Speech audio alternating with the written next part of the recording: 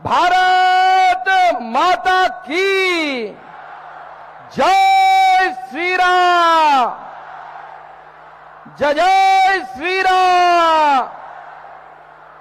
আর সিঙ্গুরে এলে সিঙ্গুরবাসী এখন যে স্লোগানটা দেয় সেই স্লোগানটা আমরা সবাই একবার দেব, ভাতা নয় টাটা চাই।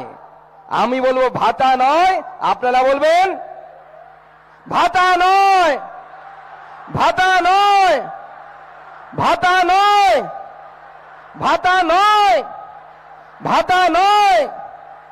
সবাইকে আমার তরফ থেকে ভারতীয় জনতা পার্টির সমস্ত কর্মী সমর্থক যারা হুগলি জেলা, আমাদের সাংগঠনিক হুগলি জেলা, শ্রীরামপুর জেলা এবং তার সাথে সাথে অন্যান্য জেলা অর্থাৎ আমাদের এই বিভাগের বিভিন্ন প্রান্ত থেকে যারা এসেছেন তাদের সকলকে আমার তরফ থেকে নমস্কার, প্রণাম এবং গৈরিক অভিনন্দন।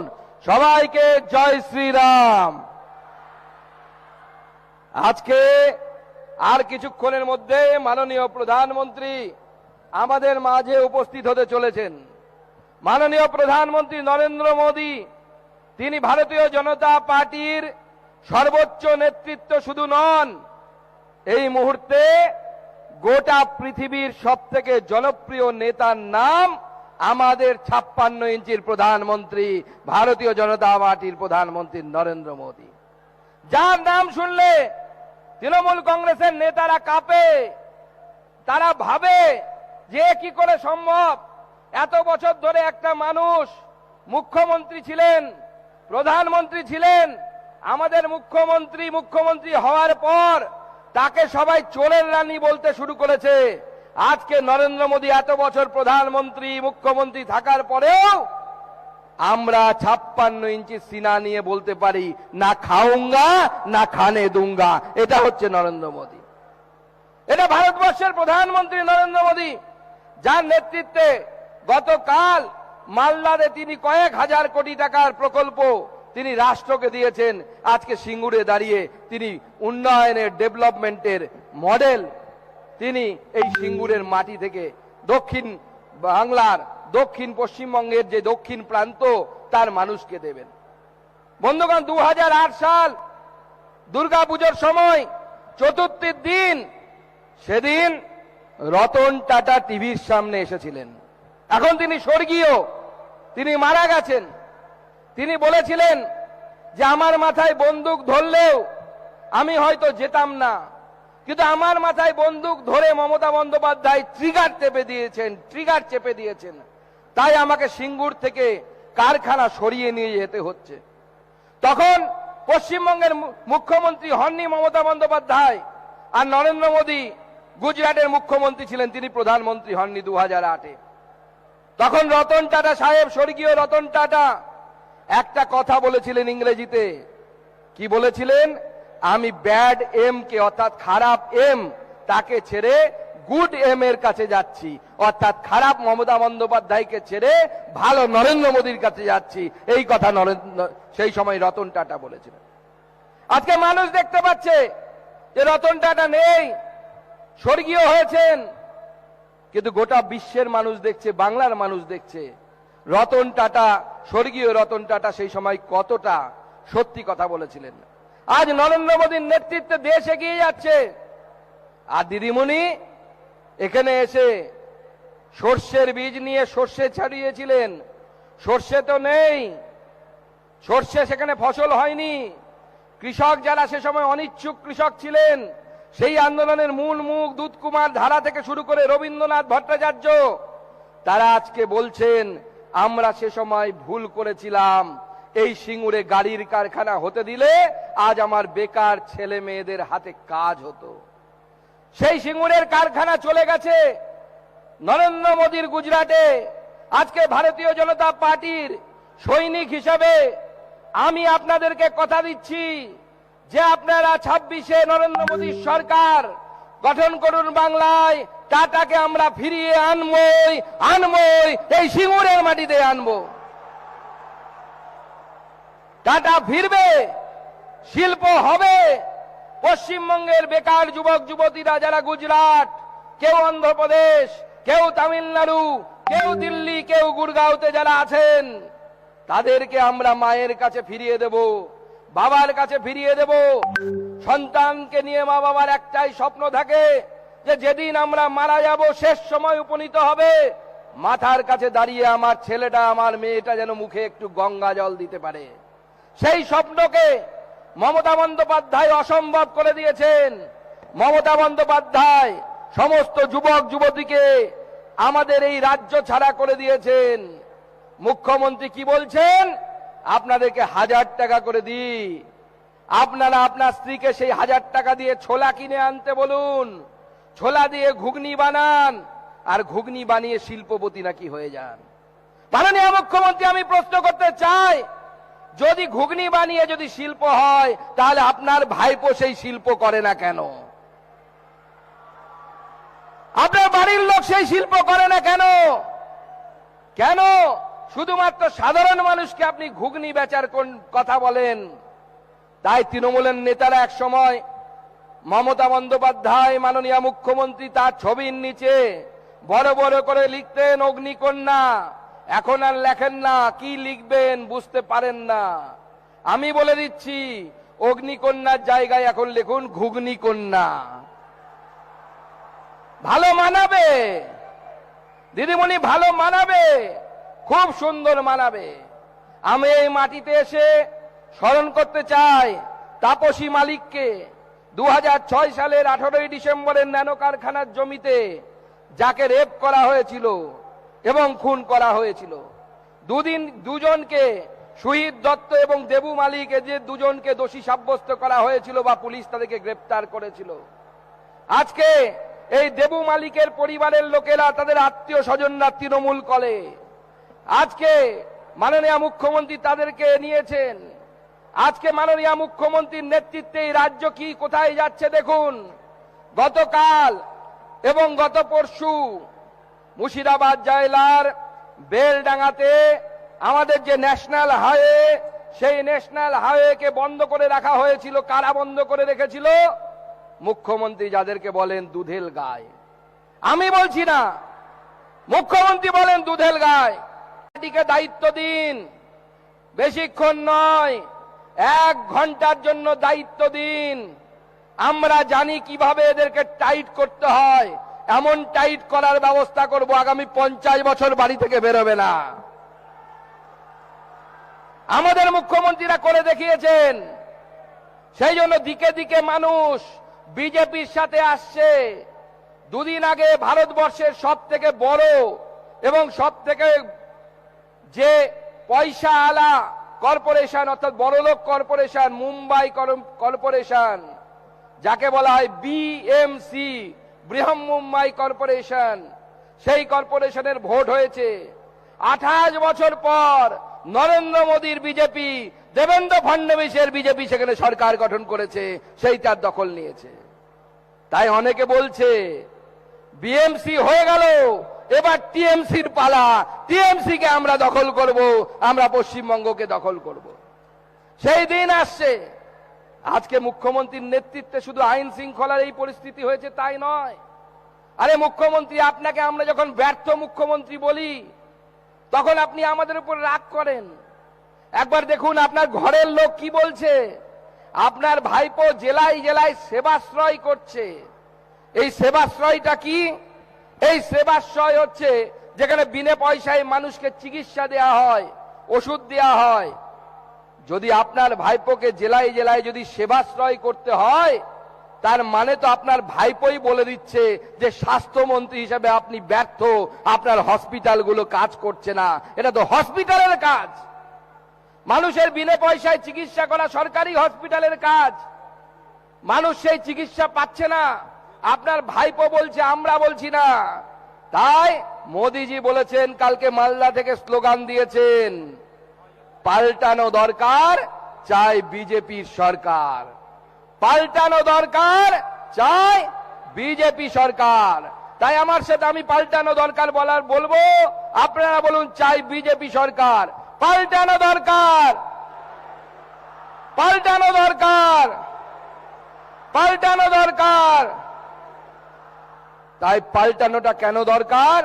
কারণ যাতে কলকাতার মেয়রের চেয়ারে বসে থাকা ফিরহাদ হাকিমের মতো কোনো ব্যক্তি আপনাকে আমাকে বলতে না পারে যে হিন্দু হওয়া অভাগ্যের জন্য, হিন্দুকে যেন দাওয়াতে ইসলাম দিতে না পারে। সিদ্দিকুল্লাহ চৌধুরীর মতো লোকেরা যারা কলকাতাতে বলে যে কয়েক লক্ষ কলকাতাতে এসে জিহাদি বসিয়ে দেব, কলকাতার মানুষ চলতে পারবে না, বাইরে থেকে বেরোতে পারবে না, এই যে হুমকি আমাদেরকে, যাতে আমাদের বেলডাঙ্গায় কোনো মেয়েকে কোনো জায়গায় হেনস্থা হতে না হয়, তা যেন না হয়, তা আটকানো যেন যায়, তার জন্য বিজেপির সরকার দরকার। বন্ধুগণ, মাননীয় মুখ্যমন্ত্রীর এসআর নিয়ে মাথা খারাপ হয়ে গেছে। অভিষেক ব্যানার্জি এবং মমতা বন্দ্যোপাধ্যায় পাগলের মতো দৌড়ে বেড়াচ্ছেন। মুর্শিদাবাদের দাঙ্গা হাঙ্গামা প্ল্যান করে বাঁধানো, দাঙ্গা হওয়ার আগে মৌলানা আলবানি তার একটি ফেসবুক পোস্ট পাওয়া গেছে। সেই ফেসবুক পোস্টে পরিষ্কার বলা হচ্ছে যে এসআইআর কে আটকাতে হবে, নরেন্দ্র মোদীর এসআইআর কে আটকাতে হবে, সেই জন্য পুলিশ স্টেশনে ভাঙচুর করতে হবে, রেল স্টেশনে আগুন জ্বালাতে হবে। আমি প্রশ্ন করতে চাই পুলিশ মন্ত্রীর কাছে, আপনার পুলিশ, কলকাতা পুলিশ হোক বা পশ্চিমবঙ্গ পুলিশ, সোশ্যাল মিডিয়ায় প্রতিদিন কিছু না কিছু পোস্ট করে। আপনার আইটি বিভাগ কি করছিল পুলিশের? কেন এই সমস্ত দাঙ্গাকারীদেরকে কান ধরে বসানো হয়নি, জেলের ভেতরে ঢোকানো হয়নি? এটা যদি আমাদের উত্তরপ্রদেশের যোগীজির সরকার হতো, আজকে এই মৌলানা স্থান জেলের ভিতরে হতো, সমস্ত দাঙ্গাকারীদেরকে জেলের ভেতরে ঢোকানোর ব্যবস্থা করতাম। তাই মনে রাখবেন, যারা দাঙ্গা হাঙ্গামা করছেন তাদের পরিষ্কার বলি, ভারতীয় জনতা পার্টির নেতা নরেন্দ্র মোদী বলেছেন সবার সাথ, সবার বিকাশ, সবার বিশ্বাস। তৃণমূলের হাতে তামাক খাবেন না, তৃণমূলের হাতে তামাক খেয়ে ভারত বিরোধিতার কাজ করবেন না। যারা অসাম্প্রদায়িক মানুষ আছেন বিভিন্ন ধর্মীয় গোষ্ঠীতে, তারা সামনের দিকে আসুন। তৃণমূল কংগ্রেস সরকার যদি থাকে আপনাদেরও বিপদ, আমাদেরও বিপদ। তাই এসআইআর কে সামনে রেখে তারা এই বিভ্রান্ত করার চেষ্টা করছে। আর করবেও না কেন? করবে না কেন? দেখা যাচ্ছে 109টা সিটে, 109টা বিধানসভাতে তৃণমূল যে ভোটে জিতেছে 21 এবং 24-এ, তার থেকে বেশি ভোট এসআইআর এ বাতিল হয়ে গেছে। আপনাদের হুগলি লোকসভার আমি তথ্য দিচ্ছি, 2024-এ এই হুগলি লোকসভা আমরা হেরেছি 76,853 ভোটে। কত ভোটে হেরেছি? 76,853 ভোটে, মানে 77,000 ভোটে। আর এসআইআর এ এখনো পর্যন্ত কত নাম বাতিল হয়েছে জানেন? এসআইআর এ বাতিল হয়েছে 1,26,000-এরও বেশি ভোট। তাহলে 109টা সিটে এরকম অবস্থা, 77টা আমরা জিতেছি। 109 যোগ 77 কত হয়? আব তেরা ক্যা হোগা রে কালিয়া? তাই দিদিমণি ভয় পাচ্ছেন, দিদিমণি এসআইআর নিয়ে ভয় পাচ্ছেন, দিদিমণি ডিজিকে নিয়ে চলে যাচ্ছেন। কোথায়?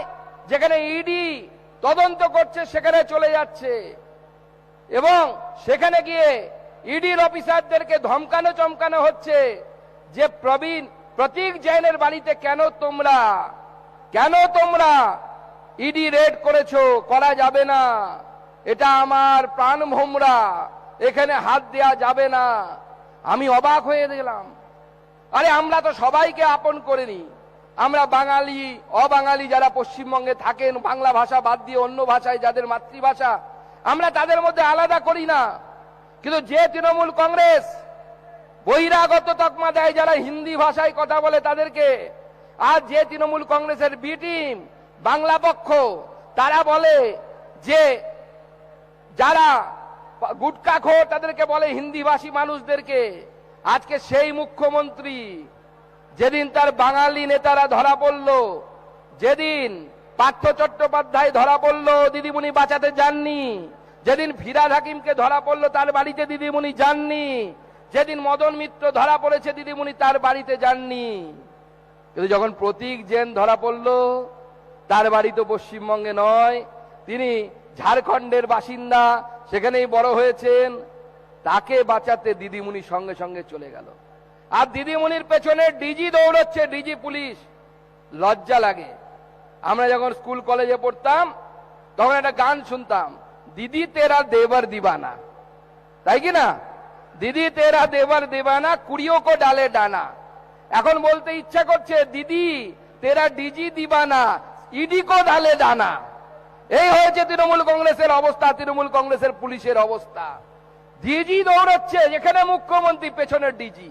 আরে ডিজি সাহেব, পড়াশুনো করে আইপিএস পাস করেছেন, একটু তো লজ্জা শরম রাখবেন কিনা? রাখা তো উচিত। আপনি লজ্জা শরম রাখছেন না, দিদিমণির পেছন পেছন যাচ্ছেন। এটা কি ঠিক হচ্ছে? এটা তো দিদিমণির পেছন পেছন যাওয়া আপনার ঠিক নয়। আর তাও যদি সময় হয়ে গেছে, তাও যদি এই পড়াশুনো যারা তৃণমূল কংগ্রেসের নেতাদের পেছনে ঘুরতেন, তাও মান সম্মানটা বাঁচত। গত কয়েকদিন আগে ভাইপো এক জায়গায় ভাষণ দিচ্ছে, আমি তো শুনে মাথা খারাপ।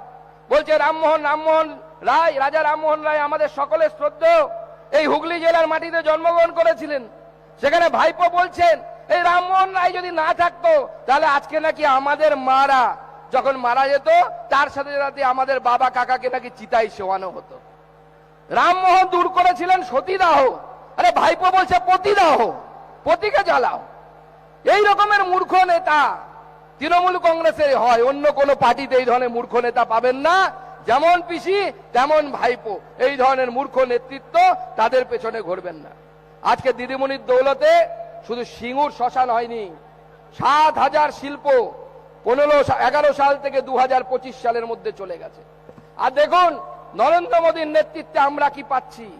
নরেন্দ্র মোদীর নেতৃত্বে আমরা আজকে মায়াপুর থেকে জয়রাম বাটি, একদিকে মায়ের বাড়ি, মা শারদার বাড়ি, আর অন্যদিকে বৈষ্ণব তীর্থক্ষেত্র শ্রী চৈতন্য মহাপ্রভুর জন্মস্থান, সেই মায়াপুর জুড়ে যাচ্ছে। হাওড়া থেকে আনন্দ বিহার পর্যন্ত অমৃত ভারত এক্সপ্রেস আমরা পাচ্ছি, শিয়ালদা থেকে বেনারস পর্যন্ত অমৃত ভারত পাচ্ছি, সাঁতরাগাছি থেকে তাম্বরাম পর্যন্ত ট্রেন পাচ্ছি। মাননীয় প্রধানমন্ত্রী নেতৃত্বে এত কিছু হচ্ছে। তাই মনে রাখবেন, আজকে আমাদের এখানে প্রচুর মা বোনেরা এসেছেন, তাদের আমি আশ্বস্ত করছি, নরেন্দ্র মোদী সরকার এলে তৃণমূল ভয় দেখাচ্ছে যে আপনাদের লক্ষ্মীর ভান্ডার বন্ধ করে দেবে। এই মঞ্চ থেকে পরিষ্কার বলছি, তৃণমূল যত টাকা বলবে তার থেকে 50 টাকা বেশি হলেও আমরা লক্ষ্মীর ভান্ডারে দেব। এটা আমাদের গ্যারান্টি, এটা আমাদের গ্যারান্টি। তাই নরেন্দ্র মোদীকে স্বাগত করার সময় এসে গেছে, আর কিছুক্ষণের মধ্যে মাননীয় প্রধানমন্ত্রী এখানে আসবেন। তাই শুধু লক্ষ্মীর ভান্ডার বাড়বেই নয়, শিল্প হবে, কর্মসংস্থান হবে। আর তাই আমি বলে যাচ্ছি, মোদীর গ্যারান্টি 16 আনা, সিঙ্গুরে এবার হবে কারখানা, সিঙ্গুরে এবার হবে কারখানা। হবে কৃষি, এখানে প্রচুর আলু উৎপাদন হয়। কি হয়তো আলু চাষিরা আলু চাষ করেন তো? আপনাদের যা ক্ষতি মুখ্যমন্ত্রী করে দিয়েছে, গত কয়েক বছর ধরে উড়িষ্যাতে আলু যেতে দেয় না। তার ফলে কি হয়েছে, যে উড়িষ্যার আলুর বাজারটা আমার হুগলি জেলার কৃষকদের ছিল, সেই আলুর বাজারটা এখন উত্তরপ্রদেশের কৃষকদের চলে গেছে, আমাদের হাতে নেই। তাই মনে রাখবেন, হবে কৃষি, হবে শিল্প, সিঙ্গুর থেকেই নতুন গল্প। আর আজকে সেই নতুন গল্প শুরু হবে, নরেন্দ্র মোদীর হাত ধরে সেই নতুন গল্প শুরু হবে। সেই নতুন গল্প লেখায় আমরা সামিল হব তো? আমরা সামিল হব তো? হব তো? তাহলে 2 হাত তুলে বলুন আমার সাথে, ভারত মাতা কি, ভারত মাতা কি, ভারত মাতা কি, ভারত মাতা কি। জয় শ্রীরাম, জয় জয় শ্রীরাম। সবাইকে নমস্কার, সবাই ভালো থাকবেন। আর কিছুক্ষণের মধ্যে মাননীয় প্রধানমন্ত্রী আপনাদের কাছে আসছেন। তাই আমি আপনাদের সকলকে, ভারতীয় জনতা পার্টির নেতৃত্ব যারা এখানে বসে আছেন, আপনাদের সকলকে, কর্মীদেরকে চরণে প্রণাম নমস্কার জানিয়ে আমি আমার বক্তব্য শেষ করছি।